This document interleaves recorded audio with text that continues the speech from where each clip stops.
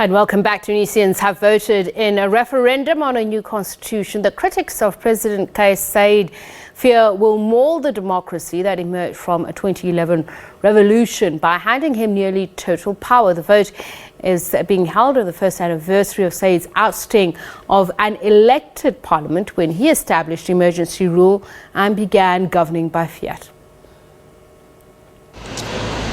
It is not clear when the results will be announced after polls close tonight, but with little apparent enthusiasm for the vote among most Tunisians and a boycott by major parties, analysts expect a yes vote with low turnout. Under Saied's own rules for the referendum, no minimum level of participation is needed to approve the new constitution.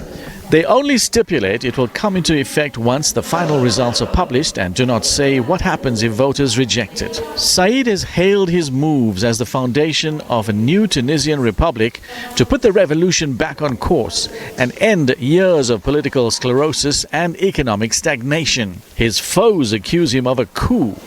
However, while nearly all major political parties and civil society organizations have denounced his unilateral approach to rewriting the constitution and the legitimacy of the referendum, they have failed to build a united front.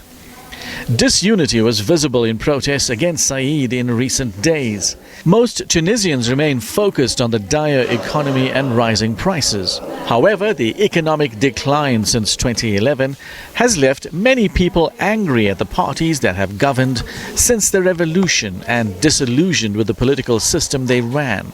Of the 3 parliamentary elections and 2 presidential elections since the revolution, the lowest turnout of 41% was in 2019 for the chamber that Saied has dissolved.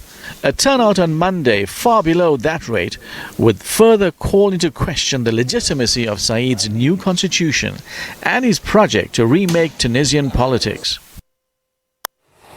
We speak about this now with Amine Snoussi, a Tunisian political analyst and author of 2 books on Tunisia's recent political history. Very good evening to you. I believe you speak to us from Tunis.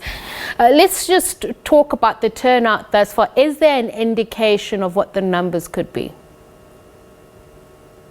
Hello, thank you for having me. And yes, there is an indication of how things are going on. We had the latest information tells us that 29% of the Tunisian people went to vote today, 29% of the registered electors, which is scary for Kais Saied's project because we are talking about the referendum, not a random election.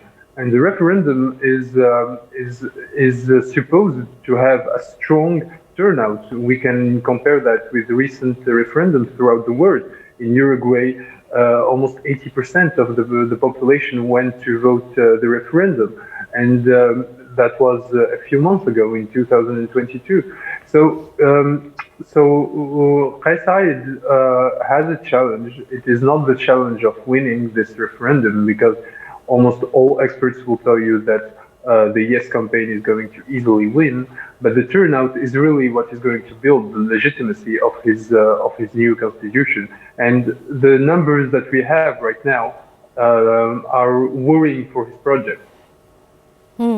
It's interesting. I was reading an excerpt of an article by a regional scholar who's saying that what we're seeing now is typical of what happens in the trajectory of democracy, that you take one step forward and there's a 2 step backwards, and that not much has changed from what gave rise to the conditions, the uprising in 2010, 2011, to the conditions that Tunisians find themselves in now. Are you in concurrence with this?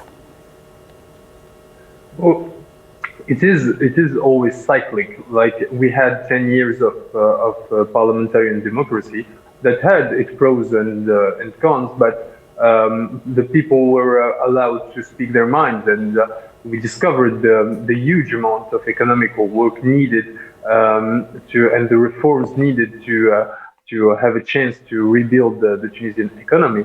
However, simplistic and populistic ideas such as Kais Saied's projects are what threatens the democracy. Kais Saied always finds a way to blame scapegoats and institutions for the economical situation. he first tried to blame the parliament, so he got rid of it. Then it was the justice, so he got rid of 100 judges. Then it was the NGOs, the civil society, the media, and etc. and etc. But there is a limit to that. Once Kais Saied will have no one to blame, that is when the people will find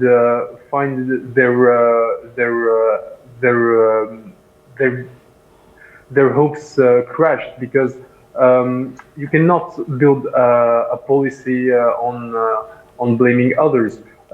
It is what is happening since July 2021. It is what is happening since Kais Saied actually went into office since 2019, and I fear that he has nothing to offer besides that. So let's look at what those who participated in the referendum are saying yes to these wide-ranging constitutional changes, which are going to add even more power, we understand, to the president's authority. The inertia, people not going out, is it not going to make the situation worse? Well, it is, and it is important to understand why this is happening. Tunisia always only knew dictatorship before 2011. It knew colonization and two dictators, and the political culture was built on dictatorship. So really, the parliamentary system was way harder to implement and to convince people that it was efficient. Democracy is always harder for people that aren't used to it.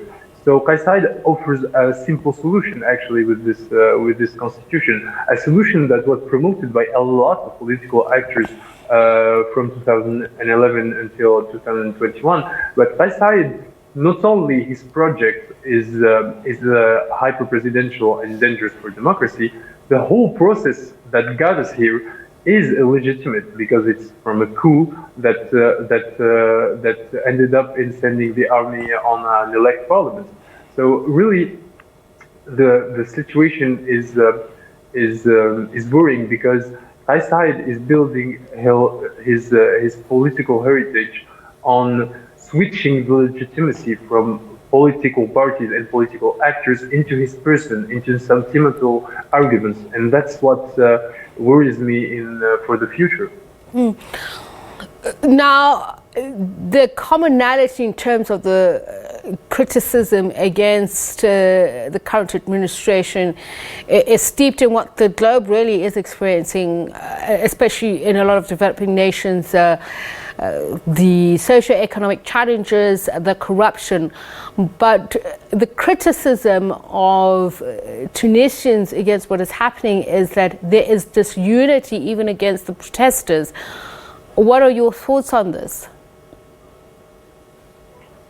Well, I think the idea that there is a certain unity is wrong, because the 2014 constitution in Tunisia tried to build stability between people that were really divided, because from a certain perspective, you can see that Tunisians have a very conservative base.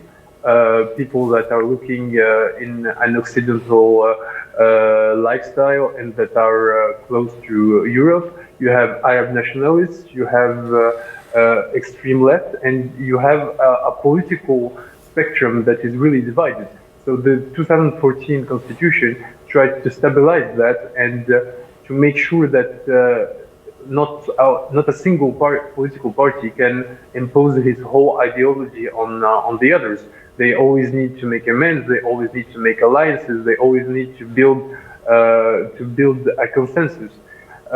This constitution, this new constitution, places the unity solely on the president, and that's the amount of responsibility that is placed on the president, and it can lead to catastrophic results.